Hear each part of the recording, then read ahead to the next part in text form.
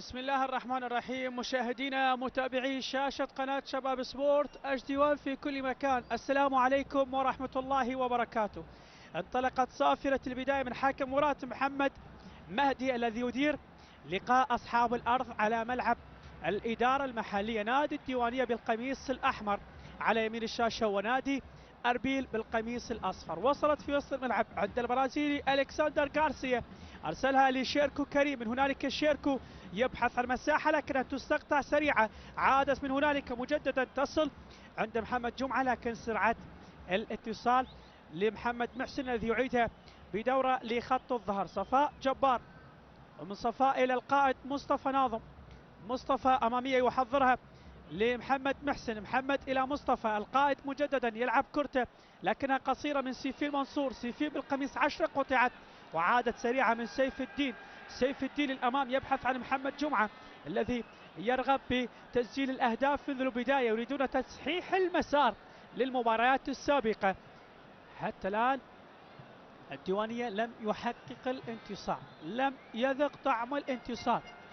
المباراة الأولى احتسبت بمصلحة نادي النجف بثلاثية، لأن نادي الديوانية لم يكمل التراخيص الآسيوي، بالتالي اعتبر خاسرا أمام نادي النجف. المباراة الثانية أجلت مع نادي الزوراء، المباراة الثالثة كانت مع الطلاب، وبالتالي يبحثون عن تحقيق الانتصار.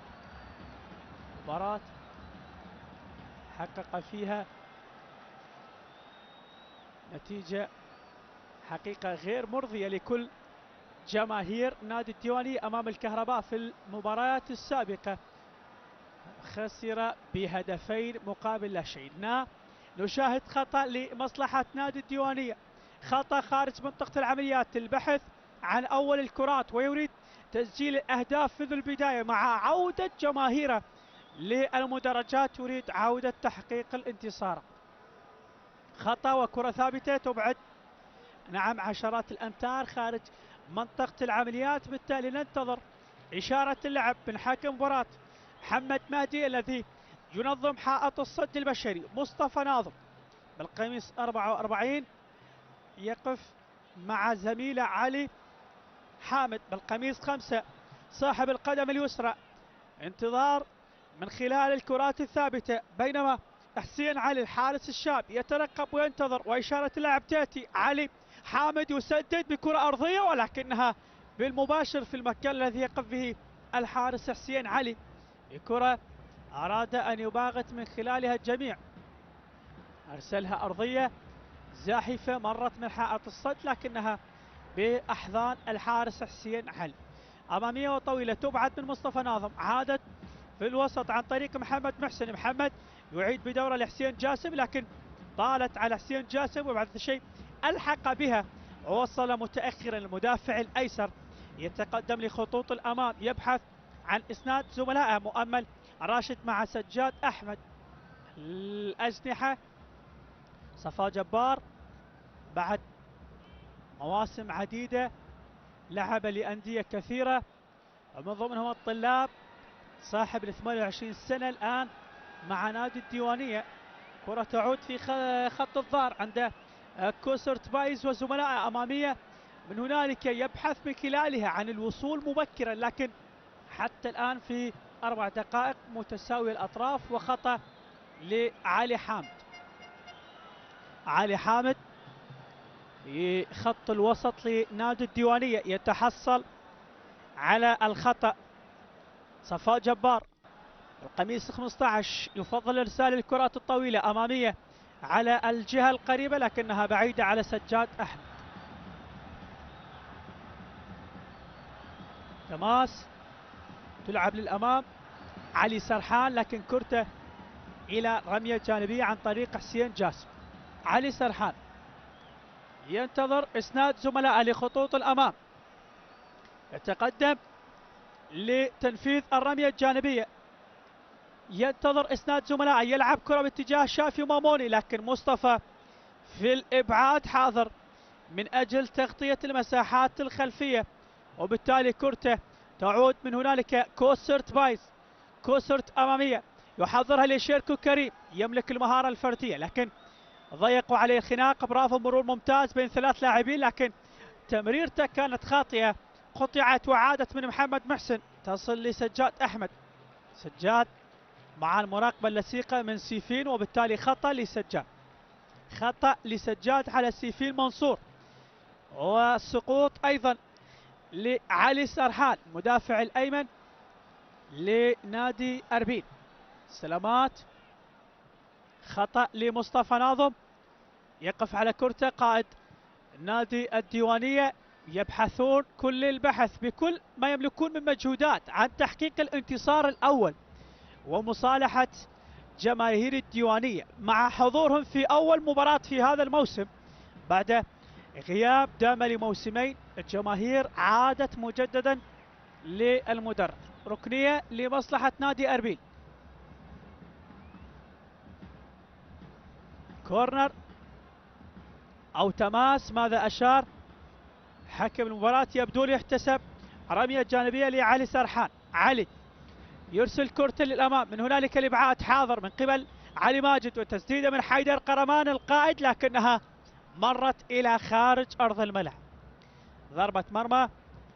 وليد عطية ينتظر إسناد صفاء جبار أو مصطفى ناظم، لكنه طلب بالاندفاع لخطوط الأمام. سيفضل إرسال الكرات الطويلة. نعم، الحيرة واضحة، يفكر بأكثر من قرار، تسديد أم لعب الكرات القصيرة، وبالتالي لعب كرة طويلة باتجاه سجاد أحمد. سجاد يشكو من إصابة،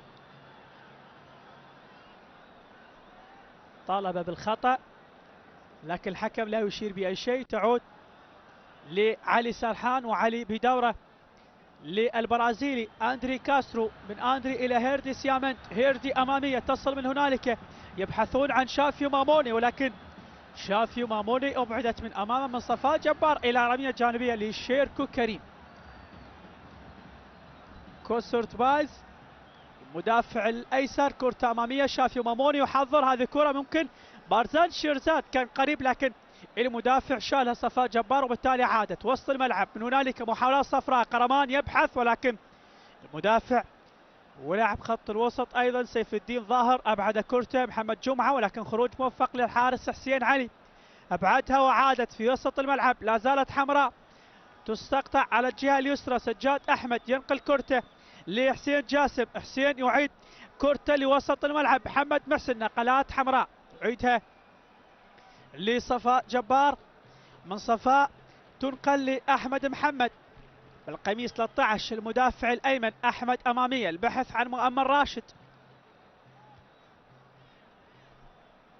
تماس وراية من المساعد الأول ميثم خماط. تلعب من كوسرت بايس للبرازيلي ألكسندر غارسيا لهيردي. سيامنت لكوسرت بايس. كوسرت بايس يعيدها لخط الظهر، تصل عند أندريا كاسترو، وكاسترو كرته للأمام من الحارس بالمباشر. هنا سيفين منصور يتحصل على خطأ، ورضا عباس المساعد الثاني رايته حاضرة. حوار من مصطفى ناظم القائد اللي يحتج على قرار المساعد. خطأ لمصلحة نادي أربيل. بيرزان يبحث من خلالها. شيرزاد بالقميص 29 يقف على كرته وينتظر إشارة اللعب. يبحث نادي أربيل عن هدف الخامس في تاريخ المواجهات. واجه الفريقان 6 مرات، أربيل سجل 4 أهداف والديوانية هدف وحيد. يبحث أربيل عن هدف الخامس. هذه كرة ترسل هناك، أبعدت من أمام أندري كاسترو المدافع البرازيلي المتقدم في هذا اللقطة. في تاريخ المواجهات 5 أهداف فقط. ديوانية سجل هدف وحيد وأربيل سجل 4 أهداف. لم تكون هنالك الغزارة التهديفية.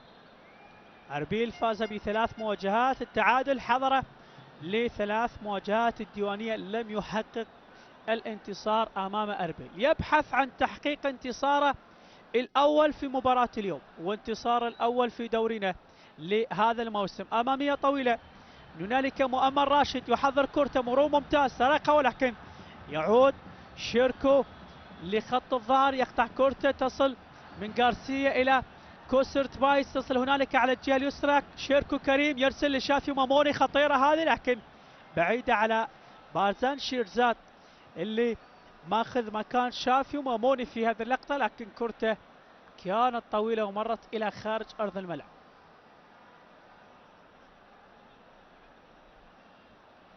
ضربة مرمى وليد عطية. حتى الآن لم نشاهد الفرص الحقيقية. 10 دقائق مرت من شوط المباراة الأول. مؤمل راشد، من هنالك الانطلاق، علي ماجد يحضر كورته لمحمد جمعة، لكن أمامه غارسيا في ضغط متواصل على حامل الكرة، تصل على الجهة اليسرى. حسين جاسم أمامية لسجاد أحمد، سجاد بالقميص 16 مر تقدم للأمام، لكن الضغط من المدافع علي سرحان، قطع كرته وعادها سريعا. مصطفى ناظم وصلها لعلي، من علي لسجاد، تصل لمحمد محسن في وسط الملعب، مرور من هنالك تحضر لكن تستقطع سريعة. قبل ذلك سبقتها صافرة الحكم محمد مهدي تشير بخطأ لنادي الديواني. خطأ لنادي الديوانية. علي ماجد دائما الخصيص في إرسال الكرات الثابتة. بانتظار إشارة اللعب. علي ماجد مع محمد محسن في وسط الملعب ينتظر إشارة اللعب، يريدون الاستفادة من الكرات الثابتة. علي ماجد بالقميص 5 الخصيص في تنفيذ الكرات الثابتة. أمامية ترسل من هنالك على القائم الثاني، ولكن هيردي سيامنت لا زالت خطرة.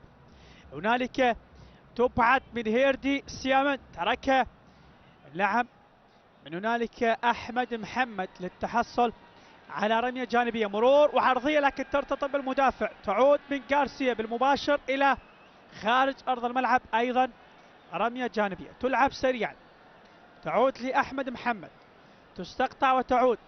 غارسيا يحضر كرته لوسط الملعب. سيفين منصور بالقميص 10 يحضر كرة الأمام بالكعب، تصل هذه شيركو خطيرة، يسدد ولكن سهلة بأحضان وليد عطية. أول الاختبارات وأول المحاولات من شيركو كريم، لكنها كانت بسيطة بأحضان الحارس وليد عطية. ومن وليد تعود لعلي ماجد، علي يغير الاتجاه.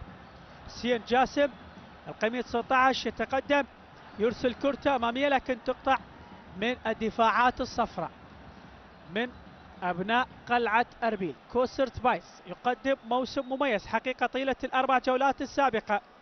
كوسرت بايس كرته كانت طويلة بأحضان وليد، ومن وليد لأحمد محمد الظهير الأيمن، كرته مرت إلى رمية جانبية بعد أن لامست أقدام كوسرت بايس.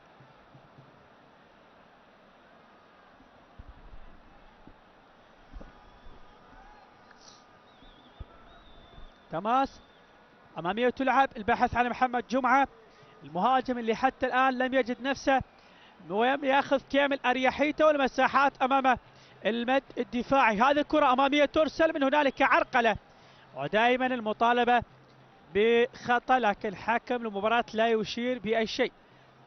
الاحتجاج من محمد جمعة ولكن لم يحتسب خطأ، لكنه احتسب الكورنر لنادي الديواني. ضربة ركنية. علي حامد بالقميص 5 يبحث عن استغلال الكرات الثابتة، يبحث عن رأس المهاجمين في هذه اللقطة حتى تأتي الفرحة بالنسبة لنادي الديوانية. نعم، وجماهير الديوانية بحاجة كبيرة للفرحة. علي ماجد من هنالك يأتي بالعرضية خطيرة تلعب، لكن الإبعاد كان حاضر عن طريق حسين في اللقطة الماضية. عادت مجددا تلعب خطيرة ولكنها مرت بعيدة. بعد كرة مقصية لعبت بطريقة رائعة لكنها مرت إلى خارج أرض الملعب عن طريق القائد مصطفى ناظم بكرة ولا أروع، لعبها مقصية لكنها مرت إلى خارج أرض الملعب. تستمر الربع ساعة الأول محاولات نادي الديوانية، واحدة بعد واحدة، لكن دون جدوى حتى الآن، لم نرى الأهداف. حسين علي، محاولات مستمرة من قبل نادي الديوانية، هو الأخطر حتى الآن، هو الأخطر حتى الآن على ملعب الإدارة المحلية. ملعب نادي الديوانية يقدم أداء حقيقة يبشر بالخير بالنسبة لجماهير الديوانية التي هي بأمس الحاجة لهذا الانتصار. حسين جاسم، سبق وأن ذكرت هزيمة من الكهرباء، مباراة الزوراء مؤجلة، مباراة الطلبة بعد التعادل هدف لهدف واحتسبت لمصلحة نادي الطلبة ب3 أهداف. هنالك شيركو كريم يسرق كرة يمور، ولكن تعرقل واختل توازنه، عادت مجددا من وليد عطية، أمامية تعود لكوسرت بايز، من كوسرت لغارسيا، غارسيا لسيف الدين، من سيف الدين إلى أحمد محمد، أحمد يمر كرته هنالك لمؤمن راشد، ولكن تستقطع عن طريق المدافع غارسيا. في اللقطة الماضية البرازيلي أبعدها إلى رمية جانبية. تماس حاضر، لكن تماس لنادي أربيل. كوسرت بايز، 17 دقيقة حتى الآن، تعادل السلبي، وسبق وأن حدث التعادل السلبي ما بين الفريقان في تاريخ المواجهة ل3 مرات من أصل 3 تعادلات بالتعادل السلبي في تاريخ مواجهات الفريقان. هل يكون التعادل السلبي رقم 4 في تاريخ المواجهات أم لا؟ نشاهد في الدقائق القادمة الأهداف للفريقان، والفريقان يطمحا بتحقيق الانتصار. تعود سجاد أحمد لصفاء جبار، من صفاء إلى من يتقدم ثم يغير الرأي، يعود بالزميلة بجواره مصطفى، من مصطفى لسجاد أحمد، يملك القدم اليسرى ويملك السرعة وتحركاته واضحة منذ البداية. سجاد يأتي بعرضية تلعب، هذه خطيرة للديوانية، يسدد. أوه، البحث، كل البحث عن الأهداف بوقت مبكر عن طريق محمد محسن لاعب خط الوسط، استقبل العرضية اللي أتت من سجاد أحمد، دخل في منطقة العملية، سدد، ولكن الحارس حسين علي يرفض كرة هدف لنادي الديوانية. الديوانية أخطر، الديوانية أكثر محاولات طيلة 18 دقيقة، يتحصل على الضربة الركنية. سجاد صاحب العرضية الماضية يأتي بالركنية على القائم الثاني من هنالك، لكن الحارس حسين يبعد كورته ويتحصل على خطأ. الديوانية أخطر، الديوانية أفضل، الديوانية مسيطر وأكثر محاولات حتى الآن في ظل ثلث ساعة 18 دقيقة، نقترب من 20، والديوانية يبحث جاهدا عن مصالحة جماهيره، يبحث عن كرة الهدف التي يصحح من خلالها المسار. جماهير حاضرة في مقصورة ملعب الإدارة المحلية، صيحاته حاضرة لم يهدأ. جمهور الديواني يريد أن يقدم الدعم والمساندة، وعلى أمل ذلك تحقيق الانتصار. هنالك علي ماجد، لاعب مميز حقيقة، يعمل في خط الوسط، يبحث جاهدا، بينما محمد محسن صاحب المحاولة الماضية التي هي أخطر كرات الديوانية. هنالك مؤمل، يدخل كرة جول، لا، العرقلة حاضرة من لاعب خط الوسط الكسندر غارسيا، كان قريب جدا من أتاب العرضية، ومحمد كان يبحث عن الكرة، لكن البرازيلي الكسندر غارسيا في تدخل وإبعاد كرته إلى خارج أرض الملعب. علي ماجد، ثالث الركنيات بالنسبة لنادي الديوانية، من هنالك هي الركنية الثانية، والركنية الثالثة كانت من الجهة القريبة. علي حامد بالقميص 5، علي حامد، وكل الأنظار تتجه صوب هذه الكرة المقصورة، بدأت تعج، وبصيحات المشجعين تأتي الكرة على القائم الأول، تبعد، ولكن كورنر ثاني بنفس الوقت، كورنر ثاني بنفس الوقت. الديوانية يبحث يبحث يبحث، ولا زال جار البحث، والهدف حتى الآن يبدو على التحميل. لودينج الهدف، جار التحميل، يأتي بعرضية، هذه خطيرة، ترسل في منطقة العمليات لكن تستبعد. يبحث مصطفى القائد عن تسجيل اسمه في مباراة اليوم بتحقيق الهدف والانتصار، لكن المدافع الأيمن علي سرحان يبعد كرته إلى ضربة ركنية. خامس الركنيات 5 ركنيات في 20 دقيقة.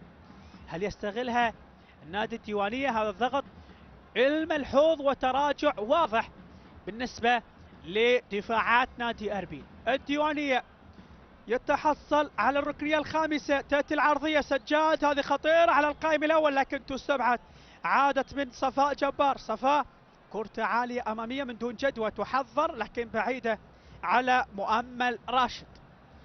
تماس علي سرحان يحاول تهدئة الأوضاع، يمتص ضغط الديوانية، ترسل أمامية شيركو كريم، مرور ممتاز من هنالك ردة الفعل، يريد أن يرد على كرات الديوانية لكن بارزان شيرزاد يطالب بخطأ. تلعب لعلي سرحان، من علي لحيدر قرمان القائد، 36 سنة، خبرة ميدانية كبيرة، مواسم عديدة مع قلعة أربيل. أمامية يردي سيامنت، من هنالك ترسل لسيفين منصور، ياتي بالعرضيه شافي وماموني ولكن الابعاد. بارزان شيرزاد اللي اتى من الخلف لكن يبدو لي هنالك ضربه حره غير مباشره وحاله تسلل على شافي وماموني قبل ان ياتي بارزان شيرزاد. خطا لدفاعات نادي الديوانيه.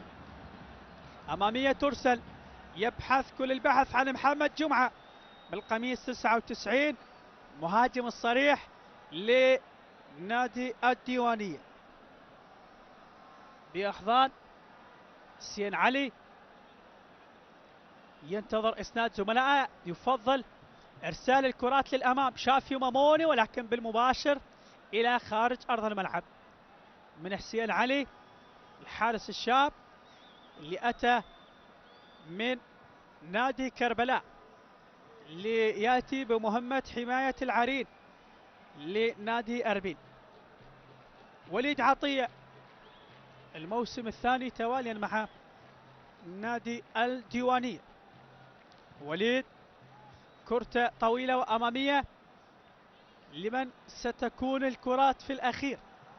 علي حامد أفقد كرته وبالتالي خطأ ومخالفة لنادي الديوانية. أخطاء متكررة، أخطاء متعددة لم تستغل مع وجود الركنيات لنادي الديوانية. سجاد أحمد يستلم كرته، يحضر محمد محسن، محمد يعيدها لصفاء جبار، صفاء يتقدم للأمام، الطلاب السابق كرة أمامية لكن هو بدأ مشواره من الديوانية ويعود للبيت الأم، بالتالي يريد أن يعود ويقدم ما بقى بجعبته من عطاء. علي حامد مرور ممتاز أمام كوسرت بايس لكن كوسرت في الأخير كسر الكرة من أمام علي في اللقطة الماضية، كسر الهجمة واستقطعها وبالتالي عادها إلى رمية جانبية على الجهة البعيدة.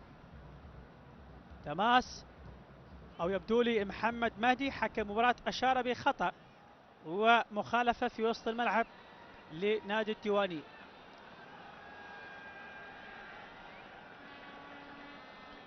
صفاء جبار اللي يبحث عن مساندة الزملاء لكنه غير الرأي وأخذ القرار بلعب كرة طويلة في عمق الدفاعات الصفراء، آملا باقتناص الكرات الرأسية. صفاء جبار يلعب كرة عرضية تلعب لكن تمر ويبحث عنها أيضا بالقميص 16 سجاد أحمد. سجاد بذكاء يتحصل على رمية جانبية من أجل الحصول على اسناد من زملائه. تلعب سريعة، عادت لسجاد لكن القطع حاضر. دفاعات الصفراء في حذر تام، دفاعات الصفراء الآن في حذر تام في ظل تقدم لاعبي الديوانية بشكل مستمر للأمام. من هنالك أحمد محمد يتقدم، يبحث عن مساندة مؤمل، مؤمل أمام كوسرت بايس بمرور وكرة بالكعب رائعة حمراء، تأتي العرضية خطيرة ولكن وين كرة أحمد محمد؟ لعبت بقوة ومرت إلى خارج أرض الملعب. لم تكتمل الصورة الجميلة، اللقطة اللي كانت بالكعب من مؤمل راشد للمدافع المتقدم أحمد محمد، لكن أحمد لعبها بقوة مرت إلى خارج أرض الملعب بعيدة كل البعد على مرمى حسين علي. الكرة الماضية كان ممكن الاستغلال والتركيز ولعبها بصورة صحيحة للمهاجم لكن هنالك يبدو لي لاعب يسقط على أرضية الملعب. يبدو كوسرت بايز يشكو من إصابة. سلامات لكوسرت، أو ذلك كوسرت يتناول شرب الماء، لكن من هو الذي يسقط على أرضية الملعب؟ سلامات لأحد لاعبي نادي أربيل. دخول معالجين من أجل تقديم الإسعافات الأولية. سلامات شيركو في حوار مع مدربه من أجل أخذ التوجيهات. هذا سيفين منصور بالقميص 10 هو اللي كان يشكو من إصابة، تلقى العلاج وعاد لاستكمال ما تبقى من شوط المباراة الأول. 25 دقيقة يا من تتابع شاشة قناة شباب سبورت في كل مكان، الناقل لدورنا في موسم 21-22. هيردي سيامنت من هيردي لكوسرت بايس. كوسرت يبحث عن شيركو كريم عند الحلول. شيركو أمامية، شافيو تحضير، شافيو ماموني مع شيركو يستقبل كرته، لكن الإبعاد حاضر من الدفاعات الحمراء. صفاء جبار في اللقطة الماضية. هنالك أيضا خطأ لدفاعات نادي الديواني. صفاء جبار حتى الآن في خط الظهر يحافظا على سلامة الشباك وحماية المناطق الخلفية مع مصطفى ناصر. أمامية لمؤمل، يسقط أرضا، يتحصل أو لا يتحصل على خطأ، بل كان الاحتجاج حاضر. تصل لبارزان شيرزاد. حيدر قرمان أمامية، شيركو يعيدها لعلي سرحان. علي لشيركو مجددا. شيركو كريم وتحركاته، نعم نجده مرة في الوسط، مرة في المقدمة، مرة على اليمين ومرة على الشمال. واحدة من هاي الكرات مر في وسط الزحمة، لكن أكثر من لاعب، الكثرة غلبت الشجاعة. 4 و5 لاعبين. تعود لسجاد أحمد. سجاد بالقدم اليسرى يجري بكرته، يحضر المتقدم حسين جاسم. هذه كرة على الجهة اليسرى يبحث من خلالها المرور، لكن عرقلة كانت حاضرة وإبعاد للكرة. من هنالك الحضور مطالبة بخطأ السقوط، ولكن الحكم أتى بالاستمرار. ماذا يشير؟ من هنالك الانطلاق على الجهة اليسرى. سيفين منصور يجري بكرته للأمام، يطلبها من الشافي ماموني، لكنه أراد الانطلاق وسد زحمة الدفاع، وبالتالي تحصل على خطأ سيفين منصور قريب على منطقة العمليات. سلامات سيفين، لكن لا أريد أن أتابع هكذا لقطة. كوسرت بايس أتى مسرعا، بالتالي تدخل، والحكم هو من يحول هذه النزاعات. سلامات لسيفين، يتحصل على خطأ. محمد مهدي حكم المباراة يحاول تهدئة الأوضاع. كوسرت بايس يدفع في اللقطة الماضية على أحمد محمد المدافع الأيمن، بالتالي محمد مهدي هو من يحول النزاعات بصافرته. خطأ أيضا. هنالك الحكم الرابع سجاد خالد في حوار مع الكادر التدريبي لنادي الديوانية.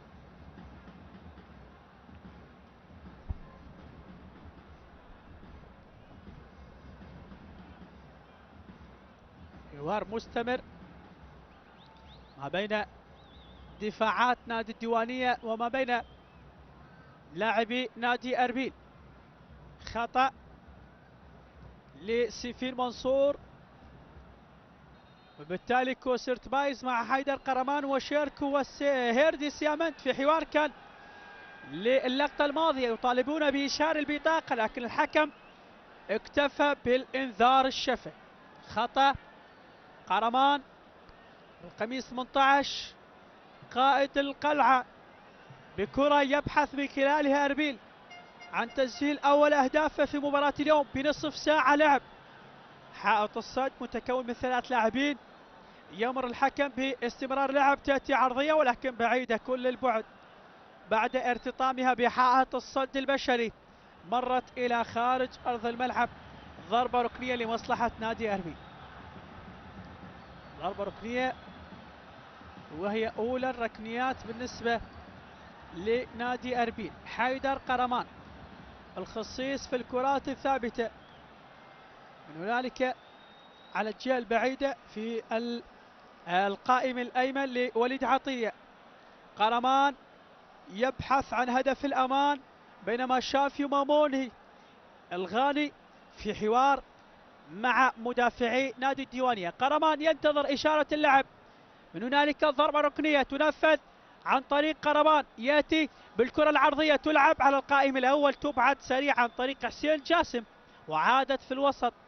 البحث عن مساندة بارزان شيرزاد. بارزان يملك المهارة، يغير اتجاه على الجهة اليمنى، لكن بالمباشر عن طريق أندري كاسترو اللي لم يستقبل كرته بنجاح البرازيلي، فمرت إلى رمية جانبية لمصلحة نادي الديواني. فريقان، نعم، الحكم يمنح الفريقان دقيقة كوقت مستقطع من أجل تناول شرب الماء.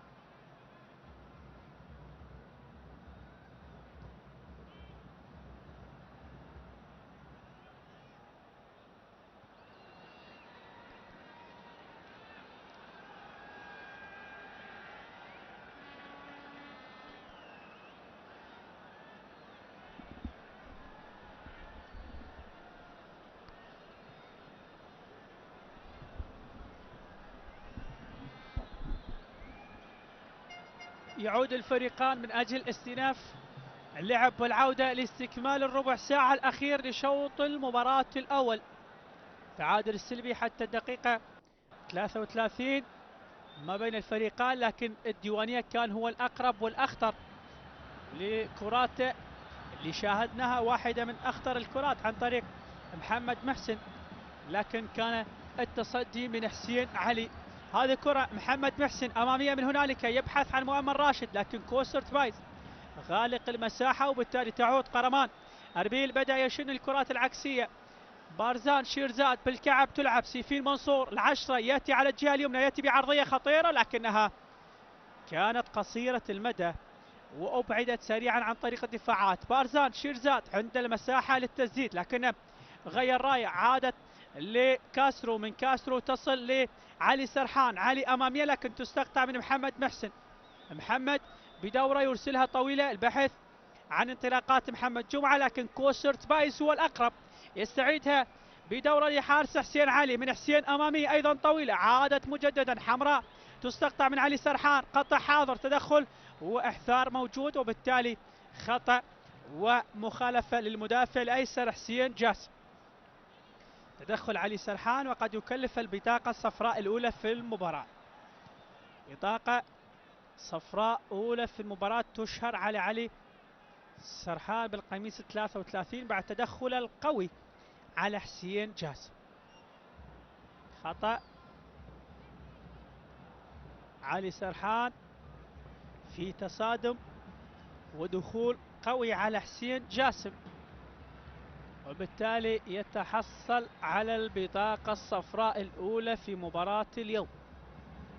بطاقة صفراء تشهر بالدقيقة 33 نعم، دقيقة 33 مع رقم 33.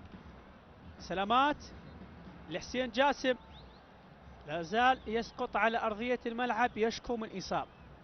وحوار حيدر قرمان مع بارزان شيرزاد وحكم مباراة محمد مهدي، لكن دخول معالجي نادي الديوانية حسين جاسم يشكو من إصابة. هل نشاهد تغيير اضطراري في هذا 35 دقيقة أم سيتلقى العلاج ويعود من أجل استكمال مجريات اللقاء؟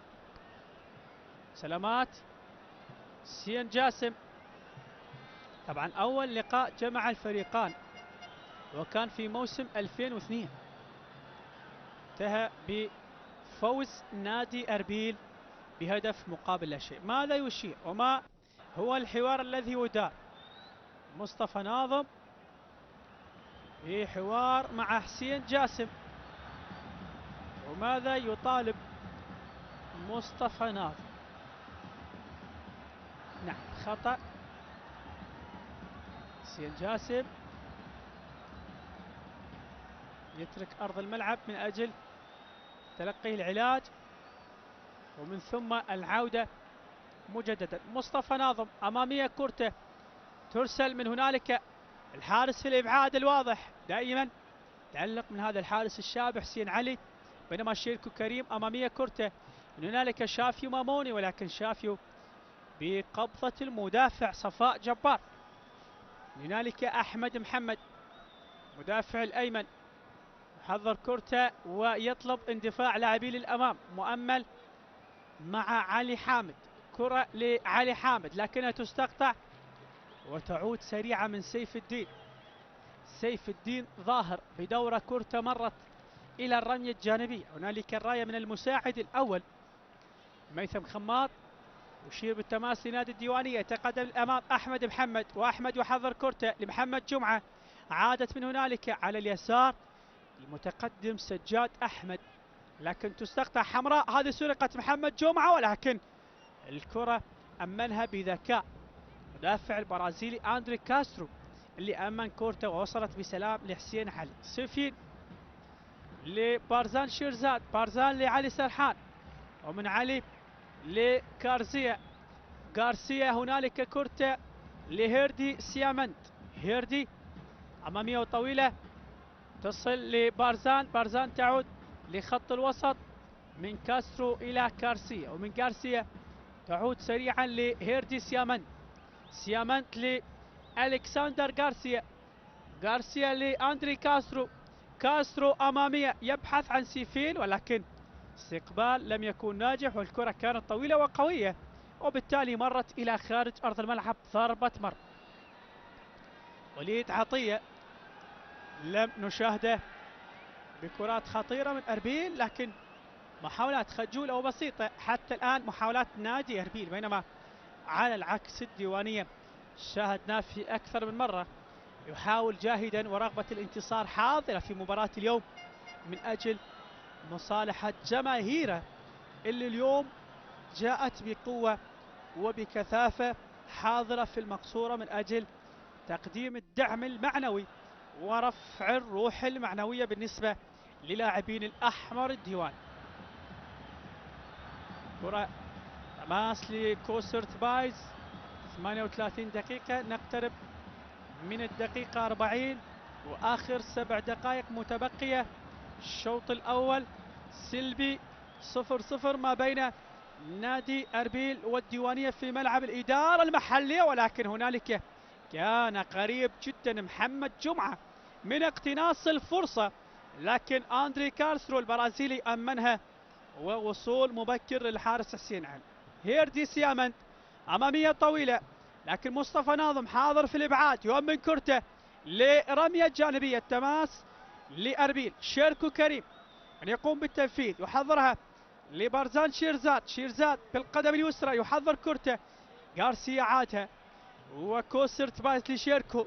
شيركو كريم لاعب منتخبنا الوطني ولاعب احترف في الدوريات الأوروبية ومن ثم عاد للقيثارة ونادي أربيل، سبق وأن مثل القيثارة، الآن بقميص نادي أربيل. علي حامد بالقميص 5 يحضر كورته، يجري للأمام لكن تستقطع، عادت من هنالك أحمد محمد يتحصل على الرمية الجانبية بعد تدخل القائد حيدر قرمان. 5 دقائق متبقية، الشوط الأول متساوي الأطراف، لكن هناك شيء كثير منتظر في شوط المباراة الثاني، عاملين على تحقيق الأهداف حتى نرى مباراة سريعة وفيها حماس، لأن دائما بحضور الأهداف تحضر المتعة وتزداد المباراة إثارة. مع حضور الجماهير نريد حضور الأهداف. غارسيا لكاسترو وكاسترو إلى هيردي، سيامانت للأمام شيركو كريم، عليه ضغط متواصل من قبل الدفاعات الحمراء. استعاد كرته بخطأ ومخالفة لأحمد محمد. أحمد لعبها سريعة حمراء لكن تستقطع. قرمان يجري للأمام لكن المدافع كان أقرب. نعم، محمد محسن في اللقطة الماضية استقطعها لكن قرمان تدخل وعادها لألكسندر، من ألكسندر لكوسرت بايس. كوسرت بايس مدافع اللي نراه دائما في خطوط المقدمة، لكن اليوم لم نرى مجهوداته الهجومية في اللقطات الماضية. أكثر شيء شاهدناه مدافع، على عكس باقي المباراة نشاهده يندفع واحدة من هذه الكرات يتقدم بها ويتحصل على خطأ أمام مؤمل راشد. خطأ لكوسرت بايس في وسط الملعب. فريقان يبحثون عن اقتناص هدف يذهبون من خلاله لغرفة تبديل الملابس وفاصل الإراحة ما بين الشوطين. يلعب هنالك بارزان شيرزاد يبحث عن المساحة حتى يقوم بإرسال الكرات العرضية. عادة كوسرت بايس، مرور، يتقدم من هنالك رائعة، كرة عرضية ترسل لكن بالمباشر بأحضان وليد عطية. من وليد إلى سجاد أحمد، وسجاد يجري للأمام يحضرها لمحمد محسن. 36 كرته لعلي حامد. علي حامد يغير الاتجاه يبحث عن مؤمل والقادم من الخلف أحمد محمد. هذه كرة من هنالك غير فيها المسار لكن برافو شيركو كريم. عاد لخط الظهر، وصلت لقرمان من شيركو أمامية صفراء وتنقل ممتاز، مرور لكن هنالك الإحثار، هنالك التدخل والخطأ على سجاد أحمد في اللقطة الماضية. سجاد بإيقاف وخطأ تكتيكي أوقف سرعة شيركو كريم اللي كان منطلق وأراد الوصول لشافيو ماموني، لكن هنالك كانت الصافرة حاضرة من محمد مهدي حكم مباراة اليوم ليشير بخطأ لأصحاب القمصان الصفراء نادي أربيل. هيردي لكوسرت. كوسرت بايس، هل يكسر حاجز التعادل؟ شافي ماموني الدخول، هذه كرة تمر صفراء ولكن يبدو لي هنالك راية من المساعد الثاني رضا عباس تشير بحالة تسلل وضربة حرة غير مباشرة لمصلحة الدفاعات الديوانية. الشوط الأول في طريقة للنهاية بالتعادل السلبي. 43 دقيقة، آخر دقيقتين متبقية على نهاية الوقت الأصلي والحقيقي. حبايب حتى الآن الديوانية وأربيل. المباراة الأخيرة في الموسم الماضي في الجولة الثانية انتهت بالتعادل السلبي، لكن في الجولة الأولى هدف مقابل لا شيء لنادي أربيل انتهت في الموسم الماضي. سجل نياز محمد، على إثره حقق الانتصار نادي أربيل في المرحلة الأولى في الموسم الماضي. فإنما آخر مواجهة انتهت بالتعادل السلبي. هل تنتهي مواجهة اليوم بالتعادل السلبي أم هنالك حل الفريقان؟ شيركو كريم يتقدم. نعم، نشاهد شيركو كريم في أكثر من موقع، يتحرك من دون كرة، يصنع الفارق حتى الآن من خلال الكرات التي يشنها نادي أربيل. تعود سريعة، الديوانية يريد أن يقتل نادي أربيل في الدقيقة الأخيرة في شوط المباراة الأول. يتحصل محمد جمعة على كرته وبالتالي هنالك كان الضغط. اللقطة الماضية تعود لسجاد وصفاء جبار متقدم، هذه كرة لمحمد محسن لكن عادت صفراء. حيدر يتحصل على خط. حيدر قرمان يتحصل على خطأ. دقيقة 44، الدقيقة الأخيرة متبقية. سلامات للقائد قرمان. حيدر قرمان يشكو من إصابة، وأيضا هنا نشاهد شافيو ماموني أيضا يشكو من إصابة. سلامات للغاني المحترف في صفوف أربيل. شافيو ماموني موسم ثاني مع القلعة الصفراء. سلامات لشافيو وللقائد أيضا حيدر قرمان.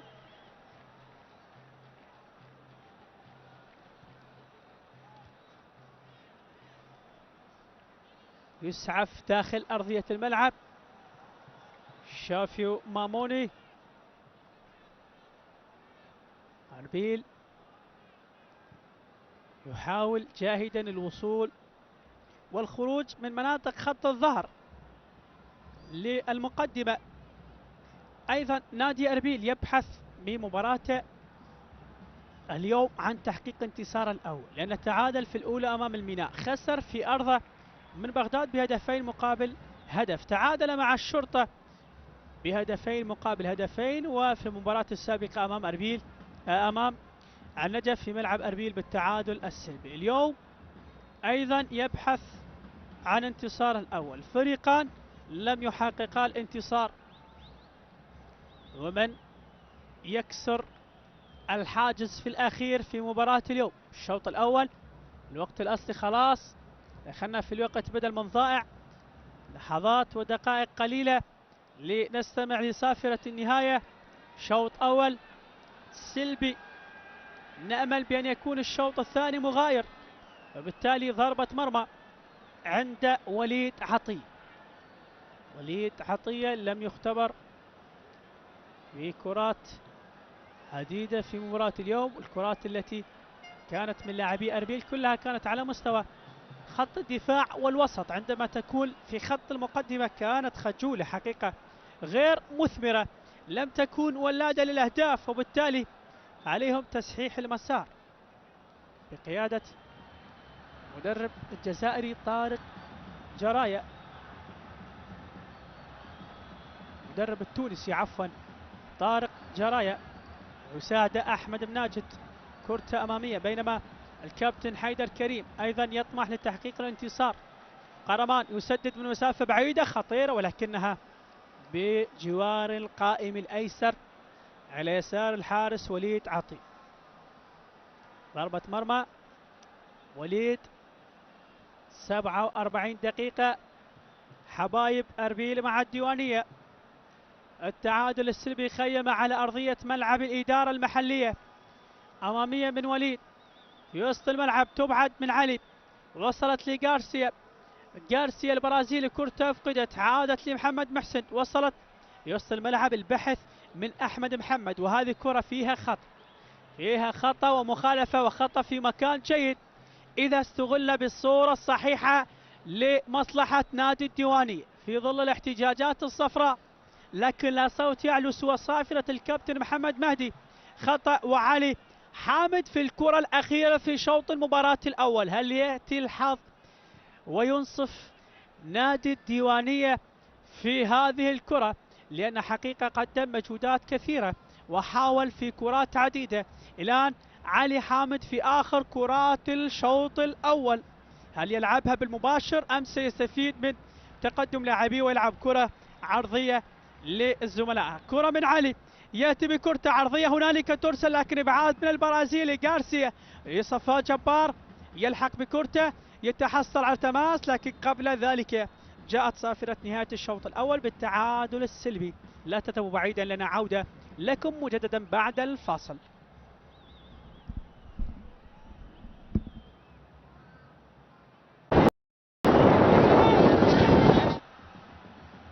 هذه عودة مشاهدينا ومتابعي شاشة قناة شباب سبورت لاستكمال مجريات الشوط الثاني.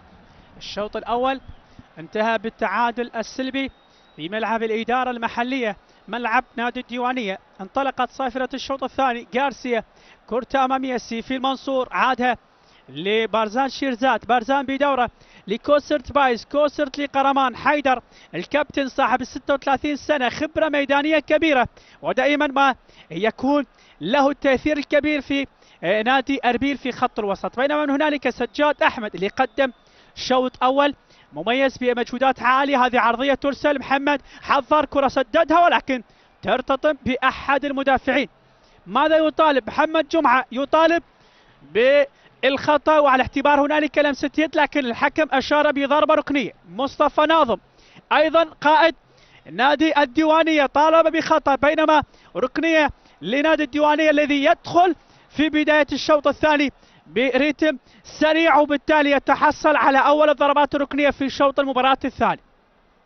علي حامد أيضا قدم شوط أول مميز في خط الوسط بالقميص 5، يقف على كرته الخصيص في الكرات الثابتة على مستوى القائم الأيسر للحارس حسين علي. علي حامد يرسل كرته، هذه خطيرة حمراء، كرة جول، جول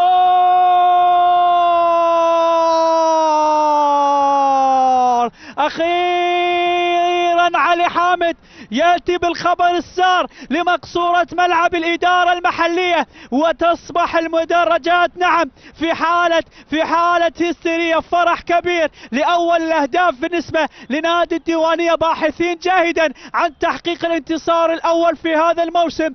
دقت طبول مشجعي نادي الديوانية وسطحت حناجرهم، بدأت تصرخ وتغني الأحمر الديواني عاد، الأحمر مع عودة جماهيره، مع عودة مدرجه، وعبر كرة ثابتة علي حامد بالمباشر من خلال الضربة الركنية، أرسلها بالمباشر، خادعت المدافعين لنادي أربيل وأيضا بما فيهم الحارس حسين علي، وبالتالي أول الأهداف للأحمر الديواني، وهدفه الثاني في تاريخ مواجهة الفريقان، ربما في طريقه لتحقيق الانتصار الأول أيضا في تاريخ المواجهات على قلعة الأربيل. لكن لا أريد أن أسبق الأحداث، بداية قوية لنادي الديوانية في شوط المباراة الثاني، حتى لم تمر دقيقة تحصلوا على الركنية ثم ترجمها علي حامد للهدف الأول لمصلحة الأحمر الديواني في ملعبه، ويبحث جاهدا عن تثبيت أقدامه جيدا وثبات الانتصار. هذه كرة لمؤمل تحول قريبة مع كوسرت بايس، حمراء، مرور ممتاز، هذه كرة أيضا علي حامد صاحب الهدف. ولكن لاحظ الديوانية في شوط المباراة الثاني سرع ريتم المباراة، في شوط المباراة الثاني الديوانية غير، داخل بقوة الأحمر، يبحث كل البحث عن تحقيق الانتصار الأول وكسر النحس الذي دام طيلة الأربع جولات في بداية المشوار لهذا الموسم. علي حامد قبل قليل دقيقتين أو أقل سجل بنفس المكان، ولكن ليس كل مرة استطمع علي حامد، وأيضا يقف على كرة حمراء للديوانية، ينتظر إشارة اللعب، تلعب بنفس الطريقة خطيرة، ولكن من العيب أن يسقط بنفس الحجر مرتين حسين علي. الكرة الأولى جاءت بالهدف، لكن الثانية من الصعب يا علي حامد، استطمع بحارس المرمى، ولكن هذه المرة قرئت بنجاح وعادت عن طريق حسين علي وأبعدت بقفازته إلى خارج أرض الملعب. رمية جانبية تماس، علي حامد لعب الكرة الماضية بنفس طريقة الهدف، وبالتالي رمية جانبية لأحمد محمد. حمراء متقدمون بهدف على عكس الشوط الأول. كوسرت بايس يطالب بخطأ على محمد جمعة، مهاجم الصريح لنادي الديوانية. كوسرت بايس يبحث عن مساحة، يريد إرسال الكرات الطويلة للأمام من هنالك، ولكن بارزان شيرزاد يطالب بخطأ، لكن كرته مرت إلى خارج أرض الملعب.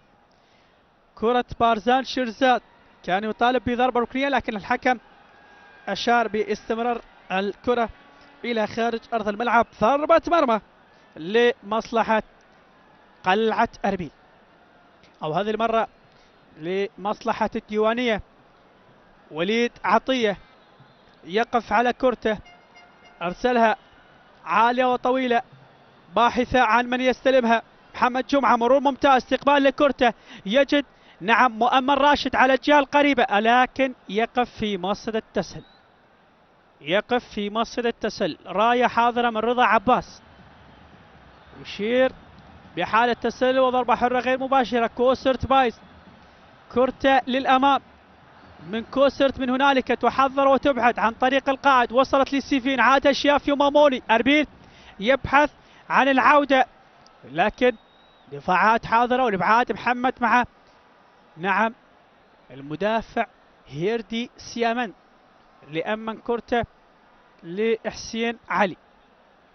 يوصل الملعب شافي ماموني، يعيد لقرمان، من قرمان لغارسيا، غارسيا طويلة، يجد شيركو كريم، أو هذا سيفين منصور، سيفين بالقميص 10 أمام أكثر من لاعب، بالتالي الكثرة غلبت الشجاعة. علي حامد يبحث عن محمد جمعة، مرور، هذه خطيرة، حمراء الديواني الديواني يستمر بإرسال الكرات الخطيرة.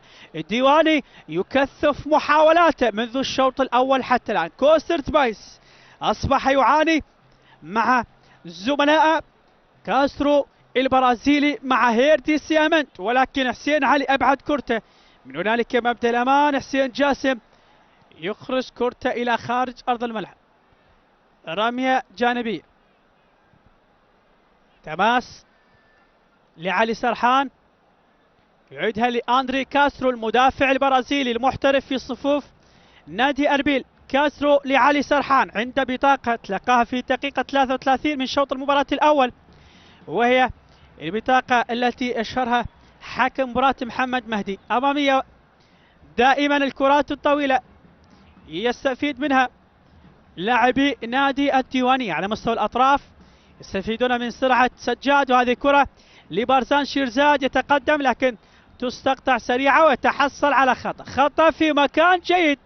نادي أربيل قد يستغل الكرات الثابتة. شيركو، سيفين، كوسرت بايس، بارزان شيرزاد، كل هذه الأسماء قادرة على الاستفادة من الكرات الثابتة نظرا لما يمتلكه من دقة في التسديد. وشيركو كريم أو كوسرت بايس هما الأكثر تواجدا على تنفيذ الكرات الثابتة. بينما نشاهد بالقميص 10 سيفين منصور يريد أن يأتي بالتنفيذ. سيفين منصور شاهدنا له في مباراة نادي بغداد مع أربيل في ملعب فرانسو حرير. الكرة اللي كانت في وقت قاتل من سيفين بكرة كانت مقصية، لكن العارضة حرمتها وحرمت نادي أربيل من هدف التعادل في تلك المباراة في دقيقة قاتلة. هذه كرة سيفين يأتي بالتسديد ولكن بأحضان الحارس وليد عطية بالمباشر. كرة سيفين منصور لم تأتي بثمر بل كانت سهلة بمتناول الأيادي. وليد عطية، وليد كرة أمامية يبحث عن محمد جمعة لكن بالمباشر بأحضان حسين علي. حسين علي بأحضانه يؤمن كرة الحارس التي أرسلت بشكل طويل في اللقطة الماضية، وبالتالي من هنالك أندري كاسترو وصلت لعلي سرحان. علي ضغط. لاحظ لاعبي نادي الديوانية في مباراة اليوم داخلين بقوة وأيضا يشكلون ضغط. من هنالك تلعب سجاد وسدد، لكن قبل ذلك يبدو لي هنالك خطأ. قبل ذلك يبدو لي هنالك راية كانت وخطأ لدفاعات نادي أربيل. أندري كاسترو، كاسترو يقف على كرته وأندرو يبحث عن الكرات الطويلة. هذه بالراس تبعد عن طريق مصطفى. من مصطفى وصلت لمؤمل، من مؤمل لعلي، ومن علي أمامية. من هنالك تعود سريعة لعلي صاحب الهدف حتى الآن. يستقبلها أندري كاسترو، وكاسترو تدخل قوي من سجاد لكن وصل الحارس حسين علي قبل سجاد أحمد لكرته، وبالتالي أمنها وأرسلها أمامية طويلة لخطوط الأمام. تستبعد من مصطفى، يجري خلفها الجميع لكنها مرت بالمباشر إلى خارج أرض الملعب.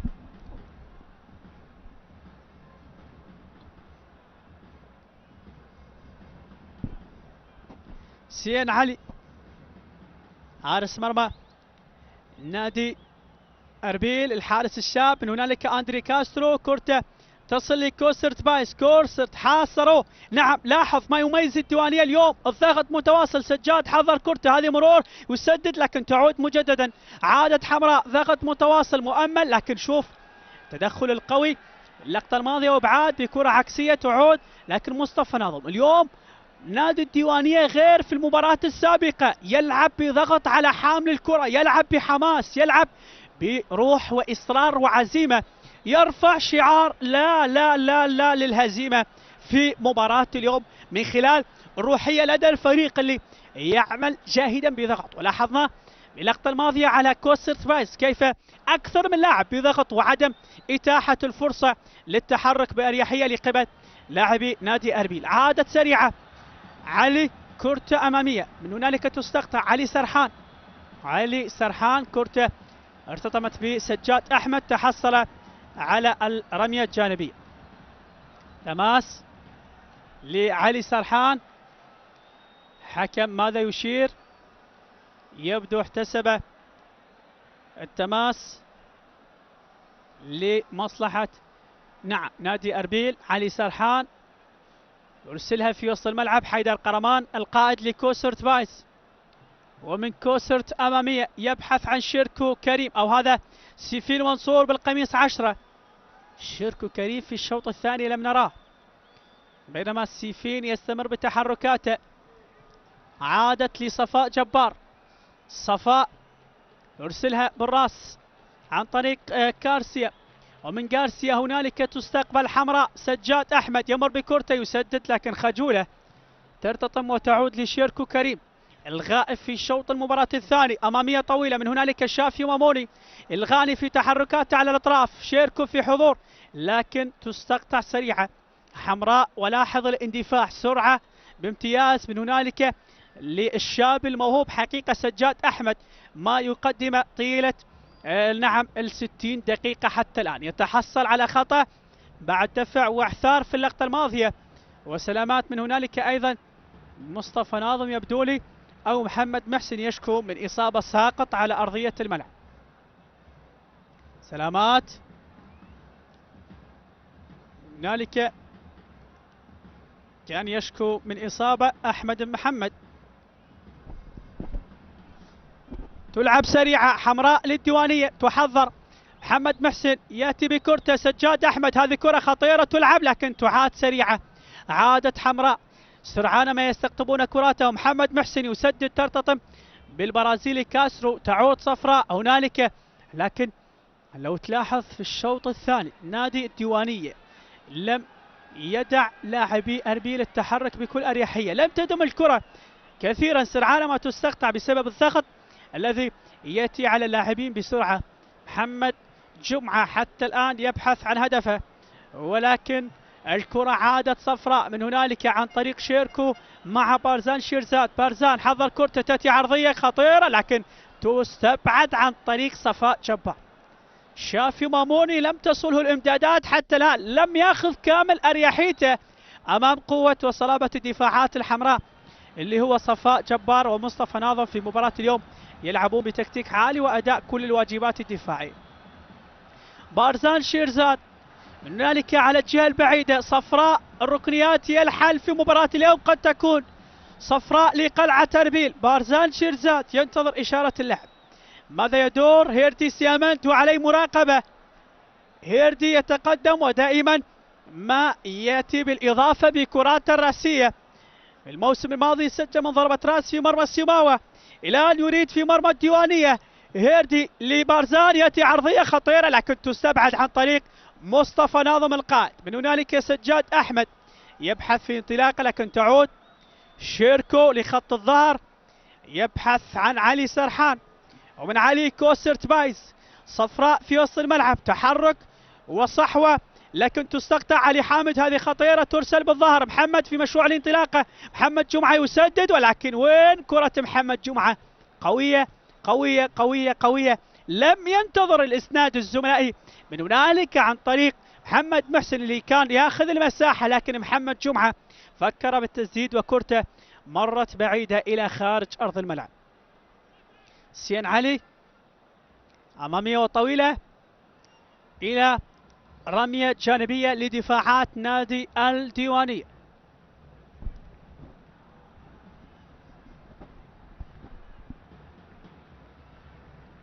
تماس أمامية وطويلة كوسرت بايز، عادها شافي ماموني. شيركو كريم، هنالك بارزان ياخذ المساحة لكن كرة شيركو كانت خاطئة ومرت بعيدة إلى خارج أرض الملعب.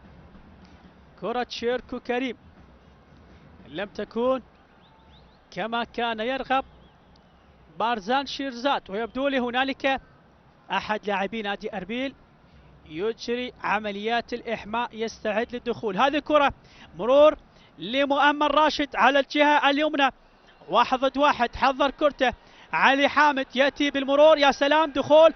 كرة تعاد لمؤمل، يأتي بالعرضية وهذه خطيرة لكن لم يستغلها المدافع أحمد محمد المتقدم في اللقطة الماضية. لم يستغل كرة علي حامد في اللقطة الماضية. عادت عن طريق الدفاعات ولكن تستعاد حمراء. يأتي بالعرضية خطيرة شافيو ماموني، لكن بعيدة على شافيو ماموني، بعيدة على شافيو ماموني، وشافيو ماموني لا زال يعاني أمام الدفاعات الحمراء. 62 دقيقة، لازلنا الربع ساعة الأول لشوط المباراة الثاني، وتقدم لنادي أربيل. مغادرة كوسرت بايز المدافع الأيسر، واشتراك ياسين عدنان سامية المحترف السوري. يخرج ظهير أيسر، يشترك لاعب مهاجم.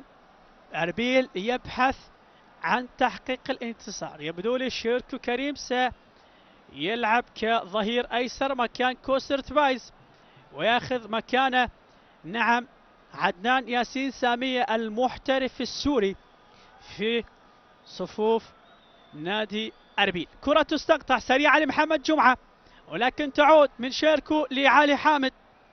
علي حامد كرة في وسط الملعب، سجل هدف. يأتي بالكرات من هنالك سجاد، يأتي بعرضية خطيرة، جول جول محمد جمعة أخير.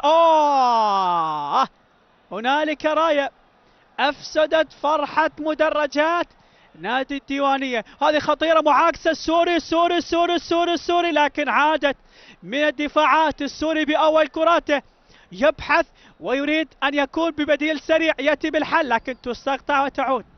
ياسين عدنان سامية كرته كان قريب جدا من العودة لنادي أربيل، ويصبح التغيير السريع بالحل والتغيير بالأسماء. عادت عن طريق نعم سيفين اللي عادها بدورة لخط الظهر. أندري كاسترو، من كاسترو لخط الوسط قرمان لبارزان شيرزاد، يعود لقرمان لكن تستقطع سريعة. شاهدنا محمد جمعة في اللقطة الماضية اللي سجل براسه، لكن كان في وضع التسلل، وعادوا جماهير الديوانية وسط فرحة لكن لم تدم. سرعان ما جاءت الراية، عادت من هنالك الانطلاقة لسجاد ومحمد جمعة على الجهة اليسرى دائما بذكاء وبأقل المجهودات يتحصل على ضربة ركنية. كورنر للأحمر الديواني، ركنية من هنالك محمد محسن من يقف على التنفيذ، أو لا سيتركها لزميله المدافع الأيمن أحمد محمد بالقميص 13. ينتظر تقدم لاعبي مصطفى ناظم والأسماء القادرة على اقتناص الكرات الرأسية، وبالتالي الديوانية سجل هدف ثاني لكن هدف أبيض ألغى بداعي التسلل. يبحث عن هدف حقيقي يكتب في لوحة الأهداف، يبحث عن الأهداف الصحيحة الخالية من الأخطاء. كرة تلعب من هنالك، العرضية خطيرة حمراء بالراس، ولكن مصطفى ناظم استعادها سجاد أحمد مجددا. عادت وخطيرة في وسط مناطق خط الظهر. أربيل تلعب سريعة من أجل الاستفادة من الكرات العكسية. سيفين لكن برافو محمد محسن استعادها وعادت.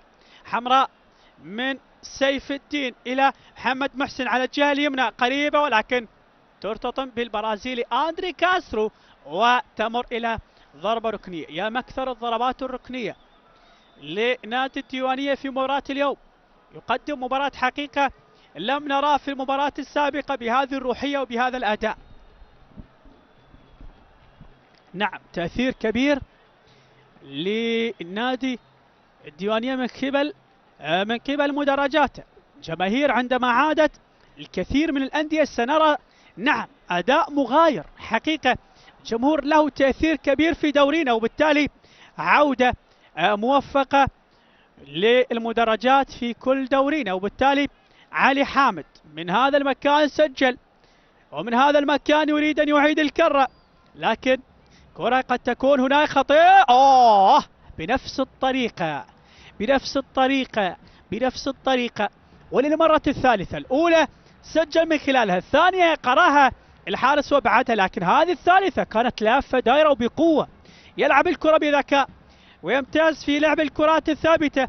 علي حامد حتى الآن هو يصنع الفارق بالنسبة لنادي الديوانية، تعود سريعة أمامية. من هنالك التحذير من سيف الدين لعلي حامد، ومن علي لمحمد جمعة، يطالبون بخطأ تبعد من أندري كاسترو، خطأ من الحارس، ولكن من حسن حظه وجد غارسيا البرازيلي أبعدها. شيركو يلعبها لسيفين، وهذا سامية في الانطلاق. سيفين منصور 1 ضد 1، حضر كرته لكن قصيرة المدى، عادت لعلي حامد. من علي هنالك تدخل من البرازيلي، نعم غارسيا ألكسندر تسبب بعرقلة لعلي حامد وخطأ في وسط الملعب. سلامات لصاحب الهدف علي حامد، يشكو من إصابة، سجل هدفه في الدقيقة 47 في أول دقائق الشوط الثاني.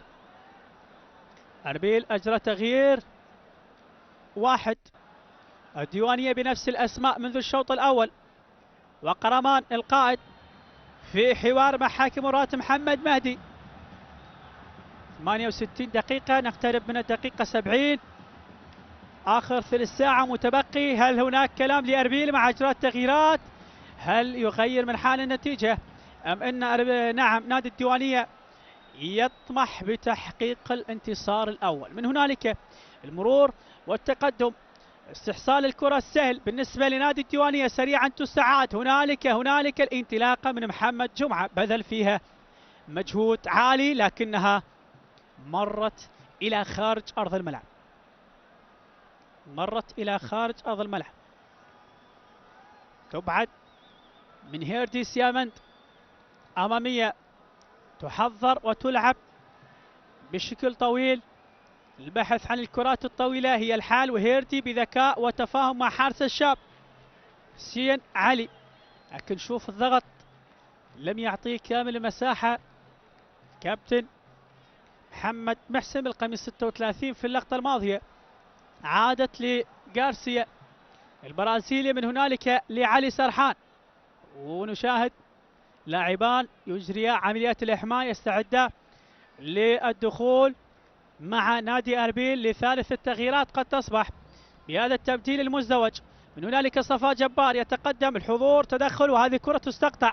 سجاد يجري بكرته، يتركها لمحمد محسن، ومحمد مع سجاد، لكن تستقطع من شيركو كريم الذي أصبح يلعب كظهير أيسر بعد أن غادر الظهير كوسرت بايس. عادت لقرمان، تدخل من سيف الدين طاهر، لكنها وصلت بسلام لبارزان شيرزاد. صفراء هذه خطيرة، تلعب في منطقة العمليات واستقطبها السوري. عادت للشيركو، قريب منها عدنان ياسين. شيركو يفضل بإيتاء العرضيات، تستقطع، وعادت البرازيلي غارسيا. هل يسدد أم لا؟ يأتي بعرضية لكنها بعيدة على بارزان شيرزاد، وصلت بأحضان وليد عطية.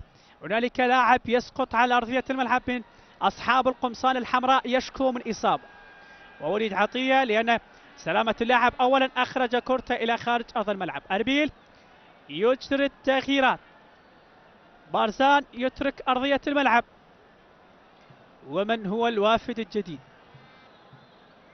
قميص 17 بالنسبة لنادي أربيل هو حمزة، يشترك في مباراة اليوم. حمزة، وأيضا شافي ماموني يترك أرض الملعب، والاشتراك لمن؟ راوة يوسف. حمزة مع راوة، تغييران بالنسبة لنادي أربيل. هنالك تغيير ياسين عدنان سامية، أصبح 3 تغييرات، لكن سلامات لاعب نادي الديوانية قد يحمل على النقالة. هل نشاهد تغيير اضطراري في كتيبة الكابتن حيدر كريم، متفوق حتى الآن على التونسي طارق جرايا. سلامات هل يتلقى العلاج ويعود لاستكمال مجريات اللقاء أم سنشاهد تغيير اضطراري؟ شافيو ماموني مع بارزان شيرزاد مع كوسرت بايس، هذه الأسماء التي غادرت لنادي أربيل. 3 تغييرات لم تأتي بالتغيير، بينما الديوانية بنفس الأسماء. سلامات لسيف الدين اللي يشكو من إصابة يحمل، أو هذا سيف الدين موجود. يبدو من سقط على أرض الملعب ويشكو من إصابة كان هو محمد محسن بالقميص 36. سلامات لمحمد محسن لاعب خط الوسط، قدم مباراة مميزة أمامية ترسل ولكن بروح رياضية لمصطفى ناظم القائد. دخلنا في الدقيقة 72. حتى الآن الديوانية بالطريق الصحيح لتحقيق الانتصار الأول. تلعب من علي سرحان لقرمان حيدر، كرة فيها خطأ بعد دفع من الخلف وبالتالي خطأ. يعود محمد محسن من هنالك بعد تلقي للإعلان على الجهة البعيدة أمامية من علي سرحان، تصل من هنالك عدنان سامية يأتي بالتحضير، كرة فيها الدوران والتحضير ثم التسديد من قرمان لكنها تستقطع سريعا. كرة حمزة في اللقطة الماضية وصلت لشيركو، شيركو لكارسيا قصيرة، عادت حمراء فيها الانطلاقة، يسدد من مسافات بعيدة. محمد جمعة أراد تجربة حظه لكنها بعيدة بعيدة كل البعد، مرت إلى خارج أرض الملعب. هيرتي سيامنت، من هيرتي تحضر للبديل راوا يوسف بالقميص 27 اللي أخذ مكان الغاني شافيو ماموني. تصل من هنالك لأندري كاسترو، كاسترو لقرمان حيدر وبكرة طويلة للأمام، البحث عن حمزة حميد البديل اللي اشترك قبل قليل لكن الكرة تعاد سريعة. هيرتي سيامنت بذكاء وبتفاهم مع حارس حسين علي يستعيدها ويؤمنها من هنالك لأندري كاسترو، كاسترو للقائد. قرمان زج الكرات الكثيرة للأمام لكن لم يجد الأمان، قرمان لم يجد الأمان حتى الآن. من يأتي بالحل بالنسبة لنادي أربيل؟ تغيير للديوانية، يبدو لي غير قادر على استكمال المباراة. نشاهد يطلب التغيير علي حامد لكن من سيعوض غيابه؟ أو تغيير وقع على مؤمل راشد، ترك المباراة. من الذي سيعوض مكان مؤمل راشد؟ ترك المباراة، نعم. ومن هو البديل اللي قادم؟ أول تغيير بالنسبة للمدرب حيدر كريم. يعود من هنالك التماس لمصلحة نادي أربيل،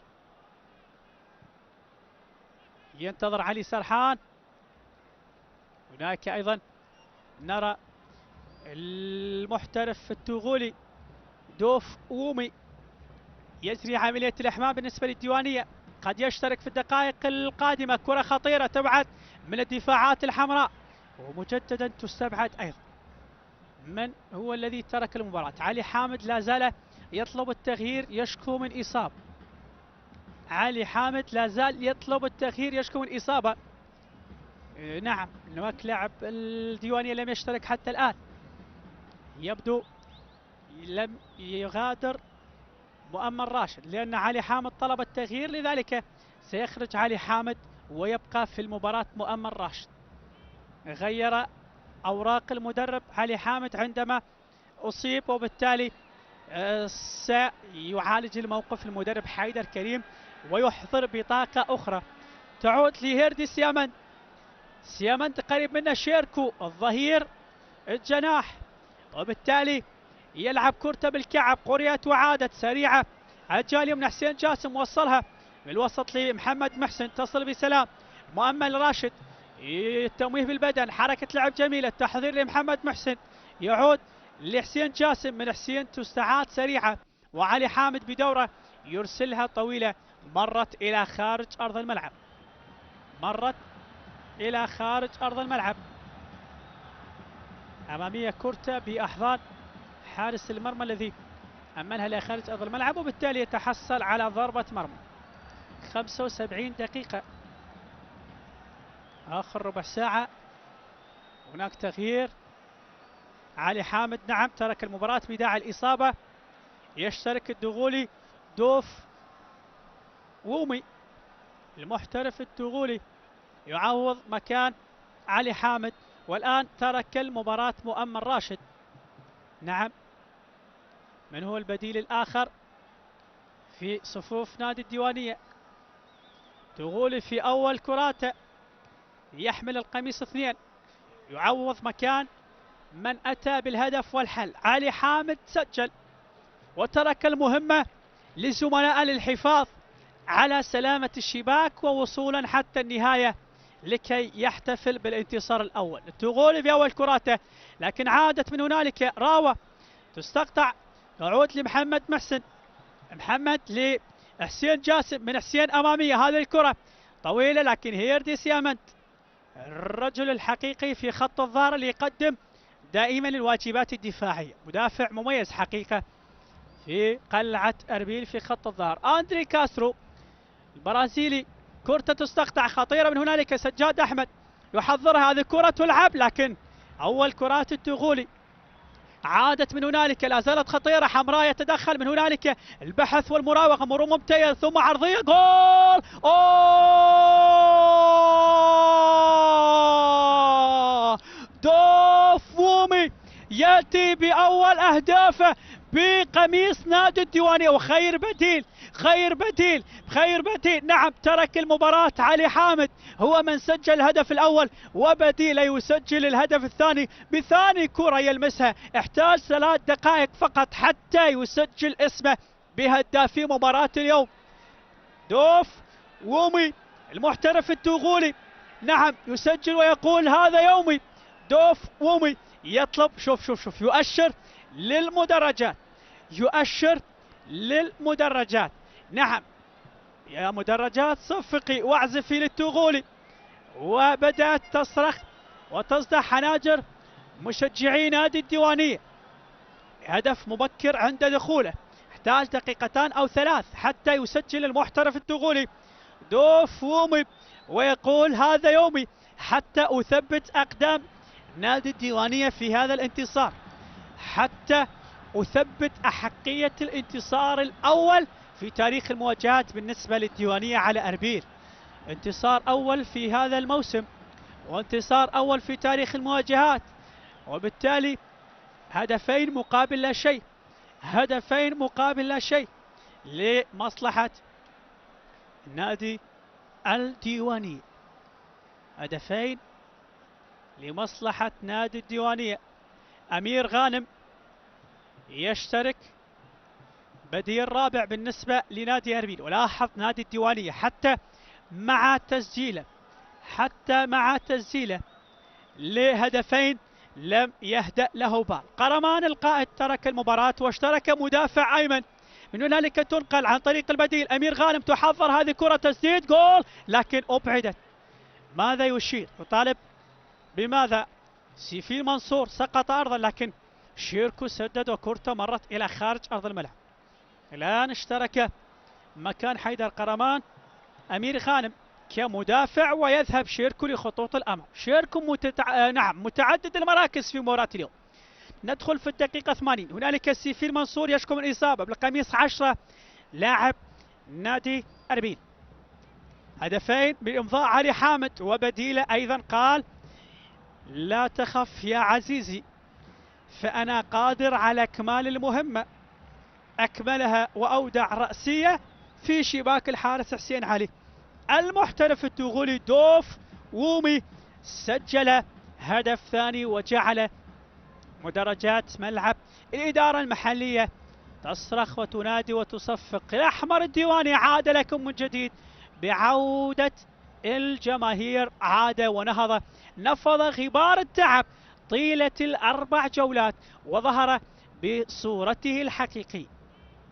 ديوانية بمباراة حقيقة مميزة بالنسبة للأحمر الديواني، لكن ديوانية فاجأ الجميع بهذا الأداء، بهذا الحماس، بهذا الضغط، بهذه الكرات التي شنها من الشوط الأول. مباراة من أفضل المباريات التي يقدمها في هذا الموسم طيلة ال5 جولات. لكن العجيب بأن نادي أربيل حتى الآن لم نرى له ردة فعل تذكر.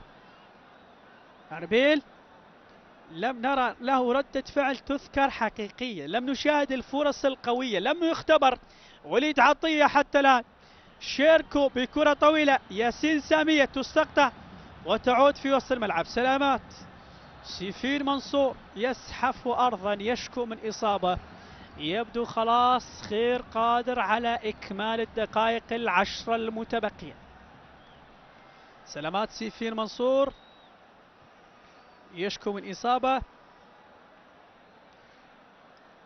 البديل اللي اشترك لنادي الديوانية هو أنور مهدي بالقميص 8 اللي اشترك مكان مؤمل راشد، دخل بنفس الوقت مع المحترف التوغولي دوف. سلامات سيفين غير قادر، وشيركو كريم في حوار مع مدربه يقول عد وخل يستعد البديل الخامس، لأن سيفين منصور غير قادر على استكمال ما تبقى من 8 دقائق في عمر المباراة. سلامات لسيفين يترك المباراة، يحمل على النقالة، وبالتالي من يعوض مكانه؟ بديل الخامس من سيكون؟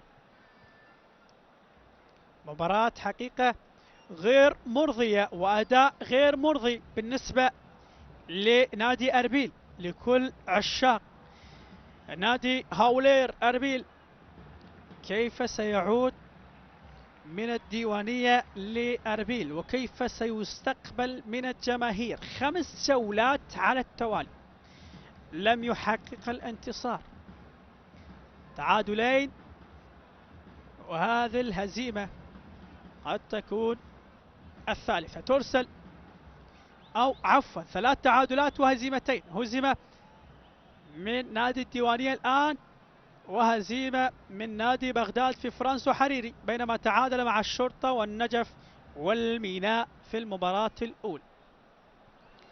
6 دقائق متبقية، هل نرى فيها أهداف أم ستبقى بهذه الصورة؟ أربيل يبدو غير قادر اليوم على تحقيق الانتصار أو حتى التعادل بهذا الأداء، إلا إذا شاهدنا في الدقائق ال6 القادمة تغيير جذري على مستوى أسلوب اللعب وأسلوب الخطة. لم نرى تغيير جذري على مستوى التشكيلة، لأن تغييراته متبقية عند تغيير واحد، بالتالي تغيير من خلال اندفاع لاعبي لخطوط الأمام، وبالتالي هيردي سيامند يتحصل على الخطأ. أو ماذا أشار حامل الراية وسط استغراب هيردي سيامند؟ أشار بخطأ لمهاجم نادي الديوانية محمد جمعة. لم يسجل المهاجم، بل المهمة كانت لاعبي خط الوسط هم من أكملوها، وهيردي غير راضي، كان يطالب بخطأ، بالتالي أصبحت ضد المخالفة لسجاد أحمد بالقميص 16. حقيقة قدم مباراة رائعة، وهو كان له الفضل في صناعة الهدف الثاني من خلال عرضيته اللي أرسلها بشكل متقن على رأس المهاجم دوف وومي المحترف التوغولي. خطأ قريب على خط الكورنر، سجاد أحمد يأتي بعرضية خطيرة ترسل غريب ما يحدث لحارس المرمى اليوم، غريب وعجيب حقيقة. نفس صورة الهدف الأول، لكن سجاد أحمد أيضا بالقدم اليسرى، أيضا من هذه الجهة الأولى كانت عن طريق علي حامد، والآن عن طريق سجاد أحمد بالقدم اليسرى سجل هدف، ولكن هدف يسأل عنه هيردي سيامند الذي حجب الرؤية، وكان العتب من حارس المرمى حسين علي على هيردي سيامند اللي خلق أمامه وحجب عنه الرؤية، وبالتالي لا ينفع العطار ما أفسده الدهر. يا هيردي ويا حسين علي لا ينفع الاحتجاج، وهناك بطاقة صفراء، بطاقة على صاحب الهدف سجاد. ما الذي يحدث في دفاعات أربيل والحارس؟ نفس صورة الهدف الأول، لكن الهدف الأول كان من ضربة ركنية من نفس المكان، والآن من كرة ثابتة 3 مقابل لا شيء. 3 مقابل لا شيء. ماذا يجري ويحدث في دفاعات نادي أربيل اليوم؟ ولكن الحارس أيضا يسأل. سين علي غير موفق في إبعاد كراته اليوم، كرة بعد كرة وبنفس الطريقة. كرتان حقيقة مفاجئة، الأولى لم تكن متوقعة، لكن من العيب أن تسقط بنفس الحجر مرتين يا حسين. سجاد أحمد مع التغولي دوف مع الذي غادر المباراة علي حامد، تناوبوا على تسجيل 3 أهداف. أكبر نتيجة في تاريخ المواجهات، لم تحدث ولا مرة، لا أربيل ولا الديوانية سجل 3 أهداف في تاريخ المواجهات، وبالتالي الانتصار الأول للديوانية. مبروك من الميم إلى الكاف للأحمر الديواني. هارد لك لهاولير نادي أربيل، تمنى أن يصحح المسار في الجولات القادمة، تمنى أربيل أن يظهر. أربيل اللي عنده 4 دروع، في 4 مرات توج بدرع الدوري. ما الذي يحدث في هذا الموسم؟ بداية غير موفقة حقيقة، لكن النادي اللي فاجأ الجميع ودخل بقوة في دورينا هذا الموسم هو نادي نفط البصرة. حقيقة ما يقدم موسم رائع منذ البداية. من هنالك تعود صفراء، يبحثون على الأقل هدف تقليص الفارق، هدف حفظ ماء الوجه، يعودون به إلى الشمال العراق الحبيب. أربيل أتمنى أن يصحح المسار وينهض في قادم الجولات، لأن حتى الآن الهزيل ولم يظهر بصورته، بأناقته، بجمال كردستان، بجمال سياحته، بجمال طبيعته. هاولير حتى الآن لم يظهر بالصورة المطلوبة. يبدو هاولير تناول اللبن كثيرا، هم يشتهرون بجمال الطبيعة وأيضا باللبن، يبدو تناولوا الكثير وبالتالي أثر كثيرا وخيب آمال نادي أربيل. بالتالي خطأ لنادي الديوانية، لم يهدأ حتى وانسجل 3، لم يهدأ حتى وانسجل، يبحثون عن الرابع. استطمع نادي الديوانية، نعم متى ما تسنح لهم الفرصة يريدون تسجيل الأهداف، وبالتالي من هنالك شيركو كريم. وما هو السر في مباراة اليوم؟ إصابات كثيرة. شيركو كريم يشكو من شد عضلي، يسقط على أرض الملعب. سلامات شيركو. هناك تغيير، نعم، لنادي الديوانية. يترك المباراة المدافع أحمد محمد، وأيضا صاحب الهدف سجاد يترك أرض الملعب.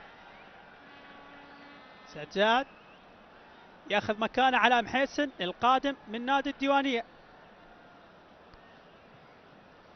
القميص 10 أول مواسمه مع نادي الديوانية. علام حسين اللي جاء من برتقالي العاصمة، بينما البديل الآخر اللي هو عماد عبد الزهرة بالقميص 7 ترك المباراة. سجاد أحمد صاحب الهدف، والمدافع الأيمن أحمد حميد.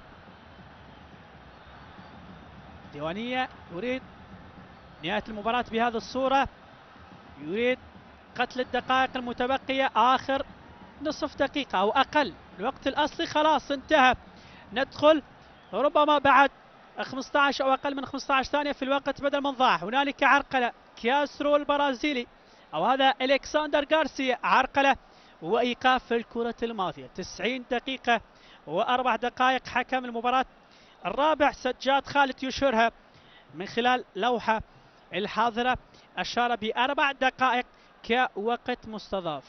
4 دقائق. نشاهد هدف رابع وتصبح 4. أنور اللي اشترك بديل من أنور تعاد هنالك في خط الظهر لسيف الدين، من سيف تعود لأندري كاسترو، كاسترو لهيرتي، سيامنت قطعت كرة عادت سريعة. حذاري من الأخطاء، حذاري من الأخطاء وأن تصبح نتيجة ثقيلة. حسين علي كرة أمامية، هنالك تبعد وتعود سريعة للجهة اليسرى عن طريق البديل، ولكن كرة قصيرة المدى استعادها سريعا. من هنالك البديل الآخر اللي اشترك قبل قليل عماد عبد الزهرة.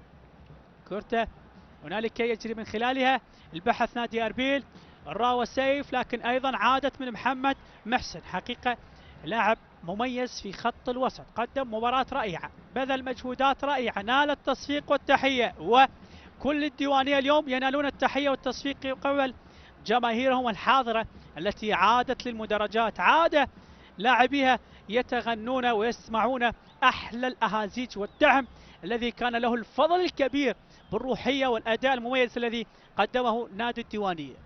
عودة الجمهور وعادت الانتصارات. تعود لوليد، وليد عطية يحضر كرته لمصطفى، من مصطفى قصيرة خاطئة. الأخطاء هي كانت اليوم جزء كبير في النتيجة، الأخطاء كانت هي الجزء الكبير، والأخطاء جزء من اللعبة، ويمن تستغل الأخطاء. مبروك عليك المباراة. بالتالي خطأ في الدقيقة 92، نبقى في آخر دقيقتين متبقيتين على الوقت الإضافي. سيف راوة يقف على كورته، بينما تترك للمصاب شيركو كريم رغم إصابته، لكن يقف على كورته، يشكو من إصابة، ترك المباراة، تلقى العلاج وعاد، لكن لا زال يشكو من إصابة. أندري كاسترو مع شيركو، شيركو بالمواجهة الأخيرة الحقيقية أمام وليد عطية. شيركو كريم يتقدم يسدد، أوه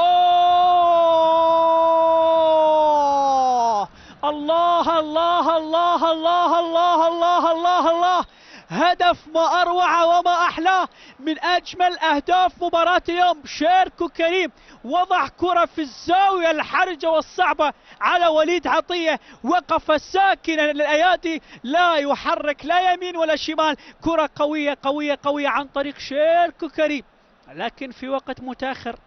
كرة شيركو كريم حقيقة مميزة، وضحى بال90، عجز عن التصدي وليد عطية. 4 أهداف في المباراة مع تقدم الوقت. هل نرى هدف؟ مباراة اليوم الشوط الأول كان سلبي، لكن الشوط الثاني حقيقة مثير، الشوط الثاني حقيقة رائع بالنسبة للديوانية، لكن الكرة الثابتة شيركو كريم وضحى بال90 في مرمى الحارس وليد عطية، يقلص من خلالها الفارق لهدفين. 3-1.